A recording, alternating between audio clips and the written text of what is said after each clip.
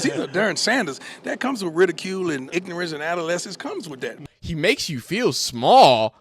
You got your feelings hurt? Sources say that NFL teams are losing faith in Colorado quarterback Shadeur Sanders after finding out that none of his teammates went to his birthday party this year. Now, that's a lie. That's just from the movie Draft Day. But clearly, it's gotten to the point of the Shedeur hate that really anything is believable. I mean, we're getting into crazy levels. So obviously, this stems from a real excerpt from NFL.com where somebody, a longtime NFL assistant coach said, and I'm going to read it verbatim, his time with Sanders was the worst formal interview I've ever been in my life. He's so entitled. He takes unnecessary sacks. He never plays on time. He has horrible body language. He blames teammates. But the biggest thing is, he's not that good, said one longtime AFC executive. It didn't go great in our interview. He wants to dictate what he's going to do and what's best for him. Oh, okay. I don't think there's anything wrong with that. He makes you feel small. He makes you feel small? You got your feelings hurt? Even some of Sanders' fans expressed disappointment. He didn't take a bigger step forward as a senior. I liked him the year before, an NFC GM said. They did change coordinators. It just felt different. It felt less athletic, less arm talent. Everything felt less. If you're talking about this year's tape versus Jackson Dart and Shedeur, I don't think it was particularly close. My God. Look, the way people are talking about Shedeur, you would think people are calling him the #1 overall pick. We've already been past that. Everybody is just kind of, we went from calling him the #2 quarterback clearly. No football was played at all besides some Senior Bowls. And now Jackson Dart is barely a third-round prospect. Hey, guys, I don't know what happened. But what it is happening is something that I told y'all at the beginning of this whole situation. Everything you hear from the end of the draft process or into the college football season until the draft is over is lies. And these lies coming out right before, 2 days before the draft is not a coinky-dink, right? You think the Laramie Tunsil gas mask photo came out at an opportune time? I don't know, man. Here's what I have to say. I'm going to be honest because we're going to go through. I'm going to debunk these obvious lies because, these are just lies. Because the throwing teammates on the bus, I mean, I've got proof of that. I got proof of him not being entitled. I got proof of him showing and being in a room of people that are of a lower status than him and him showing uplifting. I want to start, though, with the whole, it made me feel small. You're an NFL, you work for an NFL team and a quarterback made you feel small because he didn't cater to you, because he didn't gravel to you, because he had confidence about him. Yo, come on, dog. Like what are we doing here? Which one is it? Is he so awful and terrible that he just is undraftable? Or is he good? Because it's like, are y'all trying to tank him? Or do y'all just hate him? Because y'all was saying that he was the greatest thing since sliced bread when the season ended. 4,000 yards, hundreds of Colorado school records, top efficiency. He won the Johnny Unitas Golden Arm. We've already talked about this. I can't just keep repeating these awards back to y'all. That's not good content. It would work, but it's not good content. So what we're gonna do is just look at some lies, man. I'm probably gonna release this right before the draft, just as my last pre-draft lie. We've talked a lot about lies, but it gets to a point where, okay, I see, like the first time it came out, all right, boom, somebody thinks he's entitled, somebody thinks he's this, somebody thinks he's that, but this seems targeted, and I know it's targeted. You know what I'm saying? And to call a 4,000 passing yard season, was it 29 touchdowns? If I'm remembering it correctly, or 30-something touchdowns, 37 touchdowns, to call that like lackluster, to call that awful. Look, I mean, I guess he could have got better, but the efficiency was there, the numbers were there, the awards were there. Which one is it, man? Is he good or is he not? It just feels like we've been on this weird path of thinking that he's a first-round pick, solidifying it by the end of the season. He hasn't played any more football, and now he's a third-round pick. Let's hear what Kyle Brandt has to say because he felt a bit triggered about all these anonymous hates. Bring up the quote. I'm in my feelings about this right now. Maybe it's because the draft is tomorrow. Bring up the quote. Bring it up. The worst Formula I've ever been in my life. He's so entitled. Horrible body. He's not that. Shut up, anonymous coach. I am so triggered by this. Shut up. This is not only anonymous. I think it's tasteless. I think the timing is ridiculous. The worst formal interview I've ever. Is it really? Is it? Or are you just going for a headline? Or maybe have you not been in that many interviews in your career? This is the worst one ever. Or maybe the vibe that you set in the room was critical and Shedeur picked up on that. And maybe he was right because the first second you could, you betrayed the sanctity of that room and went anonymously and started spouting off about this player. He's so entitled. I see entitlement in a grown professional who is going around anonymously destroying young athletes with very personal quotes anonymously as they're about to realize their dream and become professionals. Do not listen to that quote. That quote is bullcrap. It's news. It's worthy. I hate that quote. Listen to Shadeur's teammates who kept picking him up over and over as he got the crap kicked out of him last year, who don't have negative things to say about him, who know him, who have been in rooms with him. Don't listen to this. He says, he's not that good. Well, maybe neither are you, anonymous coach, and maybe that's why you're an assistant coach and not a head coach, and you have been for a long time. I am so triggered by this. I think it's nonsense. I love the piece. It's getting us talking. It's part of the Shedeur experience. But that anonymous, that personal, and that critical at this timing is garbage. Stephen A. Smith, and we're going to watch the video. He makes a great point, and it's a point that we've been saying 1,000 times. People are afraid of the Sanders family. People are afraid of being held accountable. People are afraid of people who know their value, know what to expect. And people like to keep saying, oh, but he doesn't play well enough to do that. He plays at a top level at the collegiate level. I know we get so, tied up into trying to make these legitimate top tier athletes because even though Shadeur Sanders doesn't run a 4.42 or whatever, he runs faster than you, bud. I'm sorry. he can throw a football better than you, but I'm sorry. These are the top of the top tier athletes, even the ones at the top of the collegiate level. Even if Shadeur Sanders, God forbid, goes in the second round and everybody tries to, take a dump on him. It's like, oh no, he played at a Texas school, went from an FCS team, then to a broken Big 12 team, and then got drafted in the second round. Is that bad? Is it? Or is it because he is always in the media? You're always seeing Deion Sanders. You're always seeing it that you just start. Because that's what it has to be. I've never seen anything like this except for Caleb Williams. And the one thing about Caleb Williams, people were talking about him. People were posting pictures of him. Ain't nobody talking about Cam Ward. Only thing people say about Jackson Dart is that he's better than Shedeur Sanders. I don't know, man. It seems like everybody has risen, and the villain is Shedeur Sanders. And I said I was going to debunk some stuff, and I might be a little emotional. I might be a little of this. I really don't care if this video gets views. It should have been, I should have structured it better and stuff like that. I just want to yap because it's like, dog, I've gotten views off this. I've gotten big videos off the Shedeur Sanders lies and stuff like that. I just want to end this. I'm done. This is going to be my last video speaking on it. It's going to be like here it is. And as we start debunking, it's like, who are we going to believe? Pete Thamel called a few college coaches today who played Shedeur Sanders, got an interesting response from Nebraska's Matt Rhule, who feels like Sanders would thrive in the New York spotlight.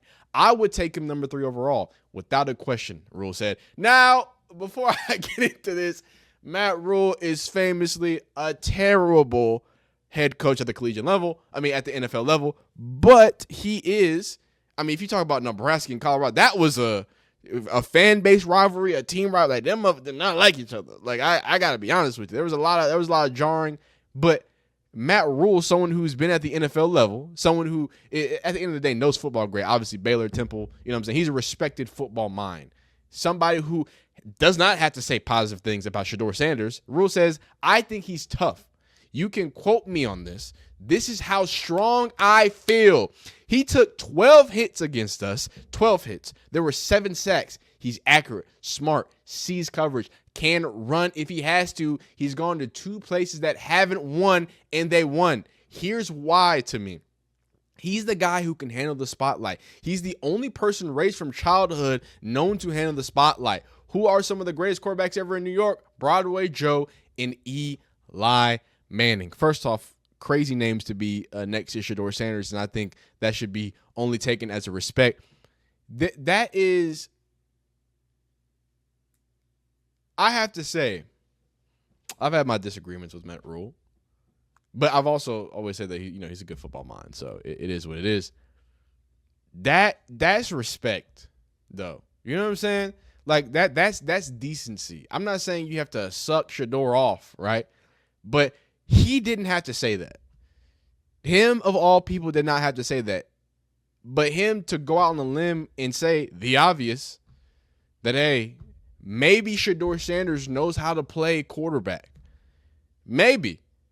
Because we just been pretending like he's not. And then to go to the entitled stuff, I mean, is this entitled? Is this brash and arrogant? Happy birthday. If you don't know, this is and it's his birthday, by the way, because obviously the joke about the birthday thing. His birthday was during the Super Bowl. He was working during his birthday. You know what I'm saying? He was getting that work in. This is the DNVR podcast, a podcast that does a lot of great stuff around Colorado. Again, I shout out Scott Proctor. I use DNVR videos for some of my B-roll when other people are yapping or whatnot, or when I'm yapping.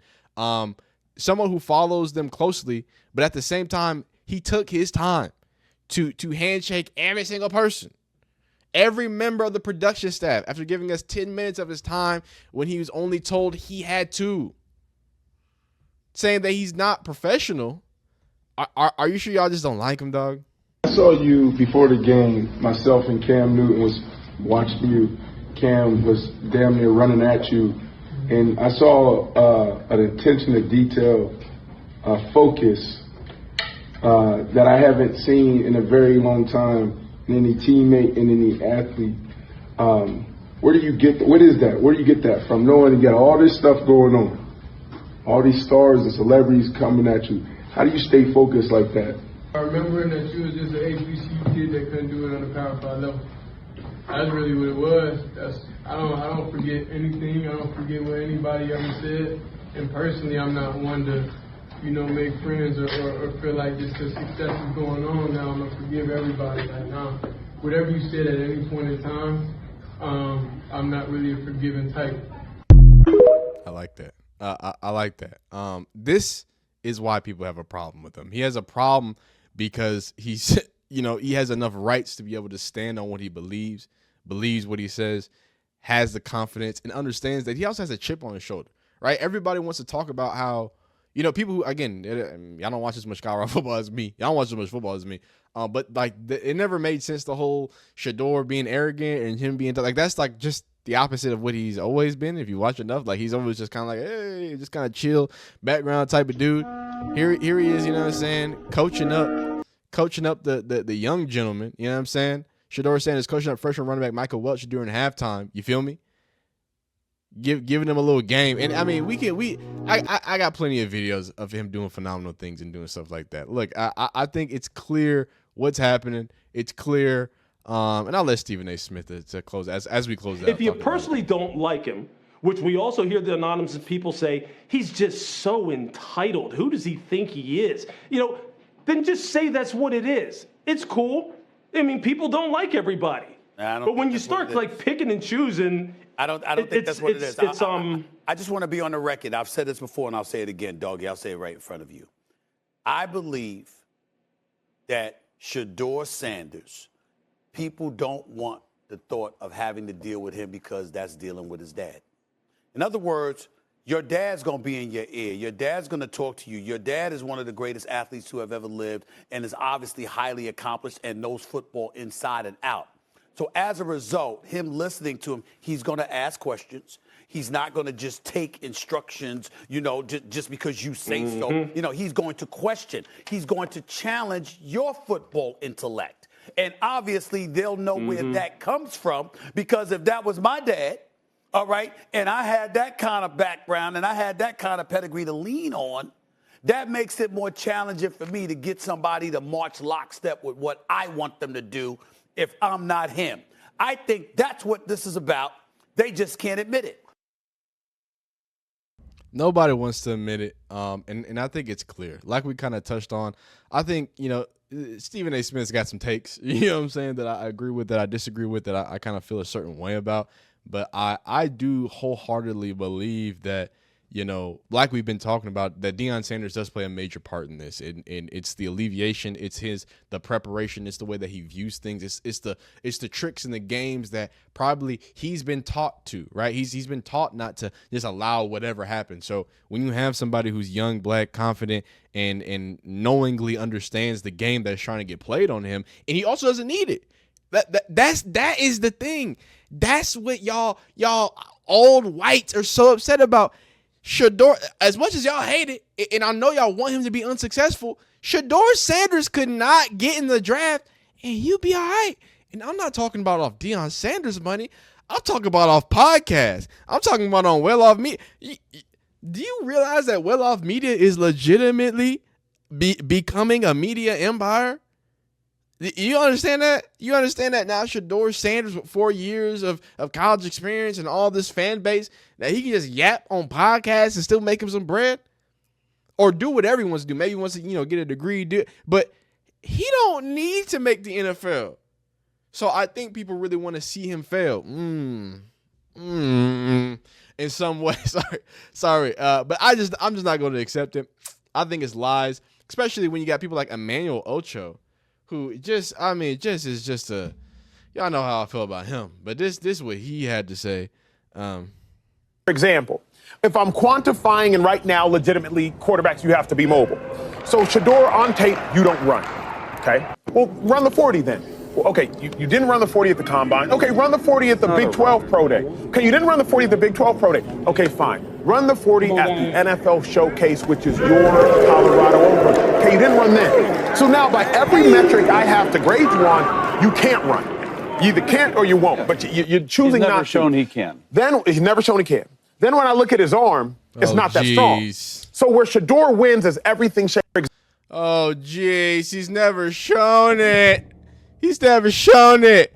It's funny. Again, these people are media, so they don't watch football. Actually, surprisingly, this last year, I guess he had the same amount of what's called rushing yards 2023 and 2024. I thought he had more this last year. I felt like in 2024, there were some times he was getting close to the red zone. Like he was like, oh, let me make something happen. Like let me make magic happen. Like, and I think that's dope. 1, 2, 3. Oh, because he didn't play, I guess. Did he redshirt 2020? I thought he played. Anyway, not the point. That's not the point. The point of the matter in the focus of the matter is that, again, this is a lie. How do you not say it? By the way, Real Athletics clocked him in at 19 miles an hour, which would be the top 20% fastest. Again, these are stats we've already talked about. I don't want to bore y'all to death, but I'm just trying to let you know there's lying from all sides, all right? There's lying from all sides. And to end it off, let's just hear Shedeur speak about, where he wants to go and maybe maybe pulling a little Cam Ward, shouting out future teammates. Like Chris Olave and Derek Carr. That's a curveball. I was not expecting that, but I like it. I like it. He just sat here and acted like he didn't know and just do the most random because this is near future. This is near ones. Who knows? This is a nasty guy. You're hilarious. But yeah, that's 3. You got one more. Whoever gonna be the quarterback for DK Metcalf and George Pickens, whoever that is. I love that. Whoever that is. Somebody in Malik Neighbors. I don't know who it's going to be. Darius Slayton. I don't know who's the quarterback going to be. Somebody in Malik Neighbors. Yeah. Yeah, you never know. They got a lot of quarterbacks over there. They might have another one. You never know. Yeah. They got Tommy DeVito. I almost thought that was going to be your number 1 wide receiver. He wanted to. He wanted to say it, but he couldn't help himself. He waited to the end to say it. I was going in 4 different directions. My number 1 it was tough because I like Olave, I like Malik, and I like George Pickens and DK Metcalf. Yeah. Wow. Okay, you're doing this to NFL players. They're like, all right, dog, we know what you're doing. This man is on Max Crosby podcast, just promoting to the people, pulling them some Cam Ward. Look, I ultimately hope Shedeur gets all the success in the world. You know what I'm saying? I like people who dominate. I like people who have a chip on their shoulder. I like people who also don't, allow people to just push them around. That there needs to be more of that. People want you to be put in a place. They're trying to humble you. That's the point of these quotes. That's the point of everything. But no matter what happens in the draft, man, the sad thing that all you haters have to be able to realize is that he don't really need to be in the draft. You don't really need to make the NFL. So y'all sit on that. Y'all love that. But for all the people who enjoy these videos, like the video. If you don't, dislike the video. Subscribe if you enjoy college football content, draft content, foosball content in general. Post pretty daily around here. Like the video if you like. I already said all that, man. You have a great day. Keep being great. We'll see you next time. Peace.